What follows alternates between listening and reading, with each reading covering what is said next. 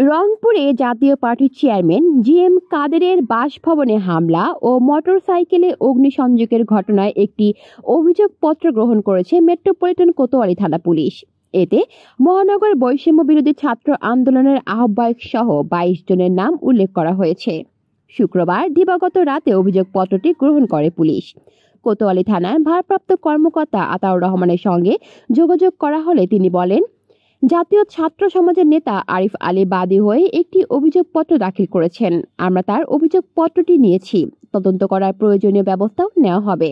তবে জাতীয় ছাত্র সমাজের কেন্দ্রীয় সদস্য সচিব আরিফ আলীর অভিযোগ, রাত 9:30টার দিকে তিনি সহ জাতীয় পার্টির কয়েকজন নেতা মেট্রোপলিটন কোতোয়ালি থানার জিএম কাদেরের বাসভবনে তাণ্ডবের ঘটনায় লিখিত অভিযোগ নিয়ে থানায় গেলে ভারপ্রাপ্ত কর্মকর্তা ওসি আতাউর রহমান 1 ঘন্টারও বেশি সময় বসিয়ে রেখে টালবাহানা শুরু করেন।